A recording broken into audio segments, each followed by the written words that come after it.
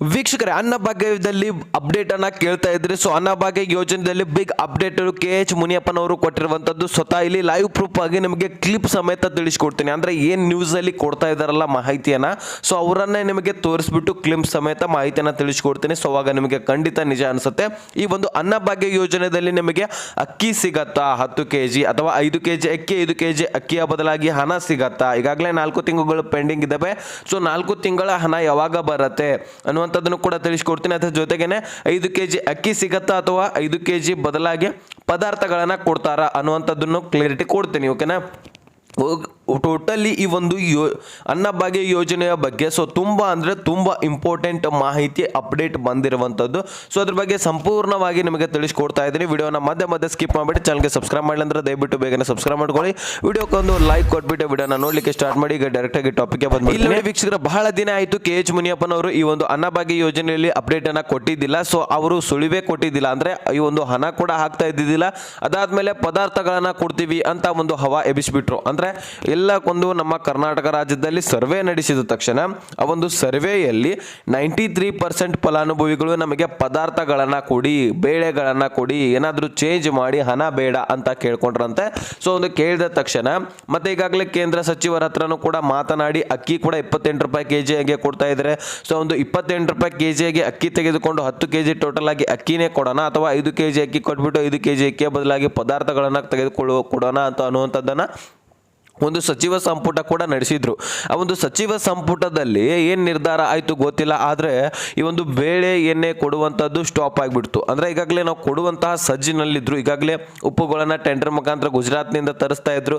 So 2 kg ತೊಗರೆಗಳನ್ನು ಕೊಡ್ತಾ ಇದ್ರು. So ಅದರ ಜೊತೆಗೇನೆ 1 kg ಸಕ್ಕರೆ, 1 kg ಒಂದು ಎಣ್ಣೆ, 1 kg ಉಪ್ಪನ್ನು ಕೊಡ್ತಾ ಇದ್ರು. ಸೊ ಟೋಟಲಿ ಇಷ್ಟು ಒಂದು 4 ಐಟಮ್ಸ್ಗಳನ್ನು 5 kg ಪ್ಯಾಕೇಜ್ ಆಗಿ ಕೊಡುವಂತಹ ಸಾಧ್ಯತೆ ಇತ್ತು. ಎಲ್ಲನೂ ಕೂಡ ರೆಡಿ ಕೂಡ ಆಗಿತ್ತು. ಮತ್ತೆ ಏನಾಯ್ತು ಗೊತ್ತಿಲ್ಲ. ಸೊ ಅಲ್ಲಿ ಸಚಿವ ಸಂಪುಟದಲ್ಲಿ ಈ ಒಂದು ನಿರ್ಧಾರ ಕೈ ಚೆಲ್ಲೋಯ್ತು. ಸೊ ಮತ್ತೆ ಎಲ್ಲರೂ ಕೂಡ ಈ ಒಂದು ನಿರ್ಧಾರವನ್ನ ಚೇಂಜ್ ಮಾಡಿಬಿಟ್ಟು ಸೊ ಈಗ ಸದ್ಯದಲ್ಲಿ ಏನು ಅಪ್ಡೇಟ್ ಕೊಟ್ಟಿದ್ದಾರೆ ಅದು ಮುಖ್ಯವಾಗಿರುವಂಥದ್ದು. ಇಷ್ಟಂತರೂ ನಡೀತು ಹಿಂದಿನ 1-2 ವಾರ ಹಿಂದ್ಗಡೆ, ಇಷ್ಟಂತರೂ ಸದ್ಯಕ್ಕೆ ನಡೀತು. ಅದಾದ್ಮೇಲೆ ಪದಾರ್ಥಗಳನ್ನು ಕೊಡಲಿಲ್ಲ, ಈ ಕಡೆಗೆ ಅಕ್ಕಿನೂ ಕೊಡ್ತಾ ಇಲ್ಲ, ಈ ಕಡೆ ಹಣನೂ ಕೊಡ್ತಾ ಇಲ್ಲ. ಟೋಟಲ್ ಆಗಿ ಬರೀ ಬರ್ತಾ ಇರುವಂಥದ್ದು ಜನರಿಗೆ 5 kg ಅಕ್ಕಿ ಮಾತ್ರ ಸಿಗ್ತಾ ಇದೆ. ಈಗ 3-4 ತಿಂಗಳಾದರೂ ಪೆಂಡಿಂಗ್ ಒಂದು ಹಣ ಬರಬೇಕಾಗಿರುವಂತಹ ಒಂದು ಹಣ ಪೆಂಡಿಂಗ್ ಉಳಿದ್ಬಿಟ್ಟಿದೆ. ಸೊ ಅದು ಕೂಡ ಬರ್ತಾ ಇಲ್ಲ. ಅದಾದರೂ ಬಂದರೂ ನಾವು ಏನಾದರೂ ತೆಗೆದುಕೊಳ್ತೀವಿ ಅನ್ನುವಂಥದ್ದು ಒಂದು ಮಹಿಳೆಯರ ಒಂದು ಆಕ್ರೋಶ ವ್ಯಕ್ತಪಡಿಸ್ತಾ ಇದ್ದಾರೆ.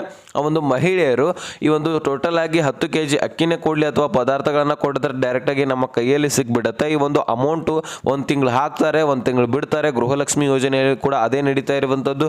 ಸೊ ಬರೀ ಇದನ್ನೇ ಮಾಡ್ತಾ ಹೋದರೆ ಹಾಗಾದರೆ ಇವರಿಗೆ ವೋಟ್ ಹಾಕಿ ಉಪಯೋಗ ಏನು ಅನ್ನುವಂಥದ್ದನ್ನು ಕೂಡ ಸಾಕಷ್ಟು ಮಹಿಳೆಯರು ಆಕ್ರೋಶವನ್ನು ವ್ಯಕ್ತಪಡಿಸ್ತಾ ಇರುವಂಥದ್ದು.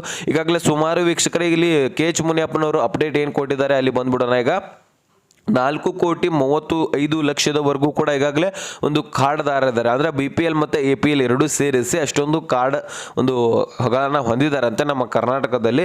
ಸೊ ಅಷ್ಟೊಂದು ಕಾರ್ಡ್ಗಳಿಗೆ ಕೂಡ ಈಗಾಗಲೇ ಎಲ್ಲನೂ ಕೂಡ ಒಂದು ಕಳಿಸ್ಬೇಕಂದ್ರೆ ಅಕ್ಕಿ ಅಥವಾ ಈಗಾಗಲೇ ಒಂದು ಹಣ ಕೊಡಬೇಕಂದ್ರೆ ಹಣನೂ ಕೂಡ ಕಳಿಸ್ಬೇಕಲ್ವಾ. ಸೊ ಅಷ್ಟೆಲ್ಲನೂ ಕೂಡ ಕಳಿಸುವಂತಹ ಸಂದರ್ಭದಲ್ಲಿ ಏನಪ್ಪ ಆಗುತ್ತದೆ ಅಂದರೆ ತಾಂತ್ರಿಕ ದೋಷ ಆಗ್ತಾ ಇದೆ. ಅಂದರೆ ವೈಜ್ಞಾನಿಕವಾಗಿ ತಾಂತ್ರಿಕ ದೋಷ ಆಗುವಂತಹ ಕಾರಣಕ್ಕಾಗಿ ಅದನ್ನೆಲ್ಲನೂ ಕೂಡ ಸರಿಪಡಿಸಬೇಕಾಗಿರುವಂತಹ ಒಂದು ಕಾರ್ಯ ನಡೀತಾ ಇದೆ. ಯಾಕಂದರೆ ಕಂಟಿನ್ಯೂ ಆಗಿ ಕೆಲಸವನ್ನು ಮಾಡ್ತಾ ಇರುವಂತಹ ಕಾರಣಕ್ಕಾಗಿ DBT ಮುಖಾಂತರ ನಾವು ಹಣವನ್ನು ಹಾಕ್ತಾ ಇದ್ದೀವಿ. ಸೊ ಅದಕ್ಕೋಸ್ಕರ ಈ ಒಂದು ಪ್ರಾಬ್ಲಮ್ ಉಂಟಾಗ್ತಾ ಇರುವಂಥದ್ದು. ಇದನ್ನು ಕ್ಲಿಯರ್ ಮಾಡಿಕೊಂಡು ನಾವು ಆ ಒಂದು ಹಣ ಬಿಡುಗಡೆ ಮಾಡ್ತೀವಿ ಅಥವಾ ಅದ್ರ ಬಗ್ಗೆ ಕ್ಲಿಯರಿಟಿ ಕೊಟ್ಟಿಲ್ಲ. ಸೊ ಅಂದರೆ ಈಗ ಈ ಒಂದು BPL ರೇಷನ್ಸ್ ಕಾರ್ಡ್ದಾರರು ಏನಿದಾರಲ್ಲ, ಸೊ ಇದರಲ್ಲಿ 4,35,00,000 ಒಳಗೆ ಎಲ್ಲರೂ ಕೂಡ ಒರಿಜಿನಲ್ ಫಲಾನುಭವಿಗಳಿಲ್ಲ. ಸೊ ಇದರಲ್ಲಿ ಕೂಡ ಸಾಕಷ್ಟು ಫೇಕ್ ಫಲಾನುಭವಿಗಳು ಕೂಡ ಇದಾರಂತೆ. ಸೊ ಅವರೆಲ್ಲರೂ ಕೂಡ ಒಂದು ತೆಗೆದುಹಾಕ್ತಾರೆ. ಮೊದಲನೇದಾಗಿ ಆಹಾರ ಇಲಾಖೆ ತೆಗೆದುಹಾಕಿರುವಂತಹ ಕೆಲಸವನ್ನು ಮಾಡ್ತಾ ಇದೆ. ಸುಮಾರು 40 ಲಕ್ಷ ಟಾರ್ಗೆಟ್ ಅಂತ ಜೂನ್ನಲ್ಲಿನೇ ಹೇಳಿದ್ದಾರೆ. ಜೂನ್ನಲ್ಲಿನೇ 40 ಲಕ್ಷದವರೆಗೂ ಕೂಡ ಈ ಒಂದು ಫೇಕ್ ಡಾಕ್ಯುಮೆಂಟ್ಸ್ಗಳನ್ನು ಹೊಂದಿರುವಂತಹ ಫಲಾನುಭವಿಗಳಿದ್ದಾರೆ. ಸೊ ಅವರೆಲ್ಲರೂ ಕೂಡ ಈ ಒಂದು ತೆಗೆದಾಕೋರಿದ್ದೀವಿ BPL ಹಾಗೂ APL ದಿಂದ. BPL ದಿಂದ ಯಾರನ್ನ ತೆಗೆದಾಕ್ತಾರೆ ನೋಡಿ ಅವರನ್ನ APL ಗೆ ಕನ್ವರ್ಟ್ ಮಾಡ್ತಾರೆ. ಅಂದರೆ ಬಿ ಪಿ ಎಲ್ಗೆ ಅರ್ಹರಿಲ್ಲಪ್ಪ, ನಾವು ಎ ಪಿ ಎಲ್ಗೆ ಇದ್ದಿರುವಂತಹ ಒಂದು ಫಲಾನುಭವಿಗಳನ್ನು ಬಿ ಪಿ ಎಲ್ದಿಂದ ಎ ಪಿ ಎಲ್ಗೆ ಕನ್ವರ್ಟ್ ಮಾಡಿಬಿಡ್ತಾರೆ. ಸೊ ಅದೇ ರೀತಿಯಾಗಿ ಇಲ್ಲಿ ಒಂದು ಗೃಹಲಕ್ಷ್ಮಿ ಯೋಜನೆಯಲ್ಲಿ ಒಂದು ಐ ಟಿ ರಿಟರ್ನ್ಸ್ ಯಾರು ಮಾಡ್ತಾ ಇದ್ದಾರೆ ಅವರನ್ನು ಕೂಡ ತೆಗೆದುಹಾಕ್ತಾ ಇರುವಂಥದ್ದು ಮಹಿಳಾ ಮತ್ತು ಮಕ್ಕಳ ಕಲ್ಯಾಣ ಇಲಾಖೆ. ಸೊ ಅದೇ ರೀತಿಯಾಗಿ ಎ ಪಿ ಎಲ್ಲಿ ಕೂಡ ಅರ್ಹತೆ ಇಲ್ಲದಂತಹ ಫಲಾನುಭವಿಗಳನ್ನ ಟೋಟಲಿ ಒಂದು ಬಿ ಪಿ ಎಲ್ ಹಾಗೂ ಎ ಪಿ ಎಲ್ ರೇಷನ್ ಕಾರ್ಡೇ ಕೊಡೋದಿಲ್ಲ. ಸೊ ಅವರಿಗೆ ಯಾವುದೇ ರೀತಿಯ ಸೌಲಭ್ಯಗಳು ಕೂಡ ಸಿಗೋದಿಲ್ಲ. ಸೊ ಆ ರೀತಿ ಒಂದು ಆಹಾರ ಇಲಾಖೆ ಕೆಲಸವನ್ನು ಮಾಡ್ತಾ ಇರುವಂಥದ್ದು. ಸೊ ಇಲ್ಲಿ ಬಿ ಪಿ ಎಲ್ ಮತ್ತು ಎ ಪಿ ಎಲ್ಗೆ ಏನು ವ್ಯತ್ಯಾಸ ಅಂತ ನೀವು ಕೇಳ್ಬೋದು. ಬಿ ಪಿ ಎಲ್ಗೆ ಒಂದು ಅತಿ ಹೆಚ್ಚಾಗಿ ಬಡವರು ಇರ್ತಾರೆ. ಸೊ ಅವರಿಗೆ ಹೆಚ್ಚಿನ ಪ್ರಮಾಣದಲ್ಲಿ ಗೋರ್ಮೆಂಟ್ನಿಂದ ಒಂದು ಹೆಚ್ಚಿನ ಹಣ ಆಗಿರಲಿ ಸ್ಕೀಮ್ ಮುಖಾಂತರ ಅಥವಾ ಉಪಯೋಗ ಸಿಗ್ತಾ ಇರುತ್ತೆ. ಅದರಲ್ಲಿ ಎ ಪಿ ಎಲ್ನಲ್ಲಿ ಮಧ್ಯವರ್ಗಿಗಳು ಅಂದರೆ ಬಿ ಪಿ ಎಲ್ಗಿಂತ ಒಂದು ಕಡಿಮೆ, ಒಂದು ಈಗ ಬಿ ಪಿ ಎಲ್ಗೆ 5 ಲಕ್ಷ ರೂಪಾಯಿ ಸಿಗ್ತಾ ಇದೆ ಅಂತ ಅಂದ್ಕೊಳ್ಳಿ, ಎ ಪಿ ಎಲ್ಗೆ ಒಂದು 3 ಲಕ್ಷ ರೂಪಾಯಿ ಕೊಡ್ತಾರೆ. ಸೊ ಈ ರೀತಿ ಒಂದು ವ್ಯವಸ್ಥೆ ಇರುತ್ತೆ ನಮ್ಮ ಕರ್ನಾಟಕ ರಾಜ್ಯದಲ್ಲಿ. ಸೊ ಈ ರೀತಿ ಒಂದು ಸಹಾಯಧನವನ್ನಾಗಿರಲಿ ಮತ್ತು ಯಾವುದೇ ಒಂದು ಸ್ಕೀಮ್ ಮುಖಾಂತರ ಅವರಿಗೆ ಹೆಲ್ಪ್ ಆಗಿರಲಿ ಮಾಡ್ತಾ ಇರುವಂಥದ್ದು.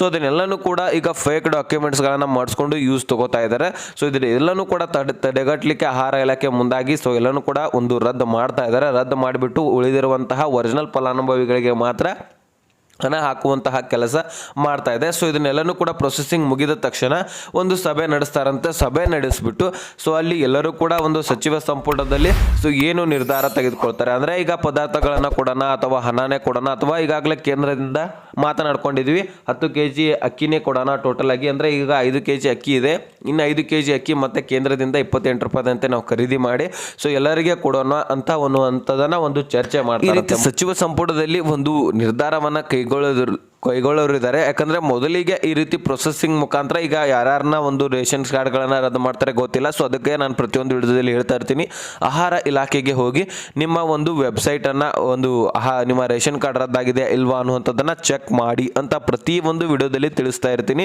ಸೊ ಆದಷ್ಟು ಬೇಗ ಆ ಒಂದು ಕೆಲಸವನ್ನು ಮಾಡಿ.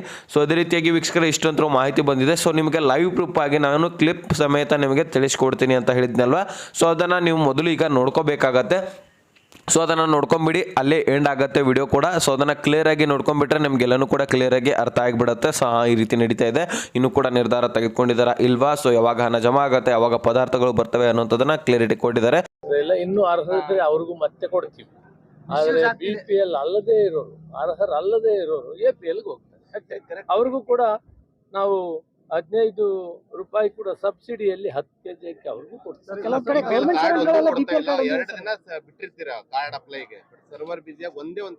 ತಿಂಗಳು ಸುಧಾರಿಸಬೇಕು. ಕಂಪ್ಲೀಟ್ ಸರ್ವರ್ ಫುಲ್ ಟೈಮ್ ಕೆಲಸ ಮಾಡ್ತದೆ. ಅದರದ್ದು ವೈಜ್ಞಾನಿಕವಾಗಿ ಸ್ವಲ್ಪ ತೊಂದರೆ ಇತ್ತು. ಈಗ 2 ಜಿಲ್ಲೆಯಲ್ಲಿ ಕೊಟ್ಟಿದ್ದೀವಿ. ಮುಂದೆ ಇಡೀ ರಾಜ್ಯದಲ್ಲಿ ಕೂಡ ಆ ಸರ್ವರ್ ಪ್ರಾಬ್ಲಮ್ ಸರಿ ಮಾಡ್ತೀವಿ. ಹೊಸ ಕಾರ್ಡ್ಗಳು ಜನೇನಿರೋರು ಯಾರು ಬಿ ಪಿ ಎಲ್ ಒಳಗಡೆ ಬರ್ತಾರೆ ಅವರೆಲ್ಲರಿಗೂ ಕೊಡ್ತೇವೆ.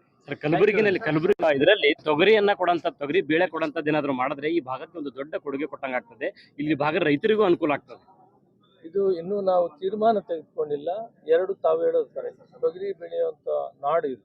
ಅದನ್ನ ನಾವು ಸರ್ಕಾರ ತೆಗೆದುಕೊಂಡು ಅದನ್ನ ಉಪಯೋಗ ಮಾಡೋದ್ರಿಂದ ಇಲ್ಲಿ ಒಳ್ಳೆಯ ಬೆಲೆಯನ್ನ ಇಲ್ಲಿನ ರೈತರಿಗೆ ಸಿಕ್ಕುವಂಥದ್ದಿದೆ. ಇದ್ರ ಬಗ್ಗೆ ನಾವು ತೀರ್ಮಾನ ಇನ್ನು ತೆಗೆದುಕೊಂಡಿಲ್ಲ, ಮುಂದೆ ಯೋಚನೆ ಮಾಡಿ.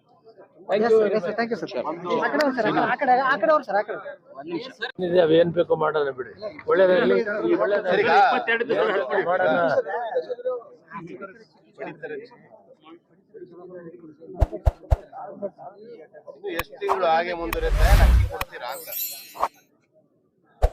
ಅದ್ರ ಬಗ್ಗೆ ಈಗ ಅಕ್ಕಿ ಕೊಡುವ ಚಿಂತನೆ ಮಾಡಿದೀವಿ.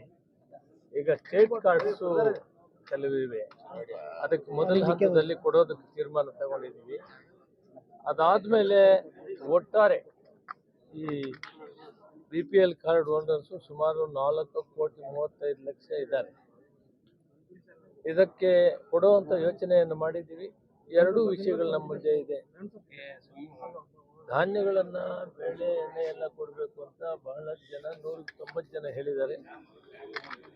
ಸನ್ಮಾನ್ಯ ಮುಖ್ಯಮಂತ್ರಿಗಳು ಎಲೆಕ್ಷನ್ ಮೊದಲು ಘೋಷಣೆ ಮಾಡಿದ್ದಾರೆ, ನಾವು 10 kg ಅಕ್ಕಿ ಆಗಲಿ ಧಾನ್ಯಗಳಾಗಲಿ ಕೊಡ್ತೀವಿ ಅನ್ನೋ ಮಾತನ್ನು ಹೇಳಿದ್ದಾರೆ. ಅದಕ್ಕೆ ಬದಲಾಗಿ DBTಯನ್ನು ಕೊಟ್ಟು ನಮ್ಮ ಮಾತು ಉಳಿಸ್ಕೊಂಡಿದ್ದೀವಿ. ಈಗ ಮುಂದೆ ಆಗಬೇಕಾಗಿರೋದು, ಕೇಂದ್ರ ಸರ್ಕಾರ ಮುಂದೆ ಬಂದಿದೆ, ನಾವು ಅಕ್ಕಿ ಕೊಡ್ತೀವಿ ಅಂತ. ಮೊದಲನೇ ಹಂತದಲ್ಲಿ ರಾಜ್ಯಕ್ಕೆ ನಾವು ಕೇಂದ್ರದ ಬಿಟ್ಟು ರಾಜ್ಯದಿಂದ ಕೆಲವು ಕಾರ್ಡ್ಗಳಿಗೆ ನಾವು DBT ಕೊಡ್ತಾ ಇದ್ದೀವಿ. BPL ಅಲ್ಲಿದ್ದಾರೆ. ಅವ್ರು ಸುಮಾರು 13-14 ಲಕ್ಷ ಕಾರ್ಡ್ ಇವೆ. ಅವರಿಗೆ ಈಗ ತಕ್ಷಣ ಅವರಿಂದ ತೆಗೆದು ಅದನ್ನು ಕೊಡೋದು ಮಾಡ್ತೀವಿ. ನೆಕ್ಸ್ಟ್ ಹಂತದಲ್ಲಿ ಎಲ್ಲ ಕಾರ್ಡ್ಗಳು ಕೂಡ ಬೇಳೆ ದವಸ ಧಾನ್ಯಗಳು ಕೊಡಬೇಕಾ ಅಕ್ಕಿ ಕೊಡಬೇಕನ್ನೋದು ಮತ್ತೆ ನಿರ್ಣಯ ಮಾಡ್ತೀವಿ.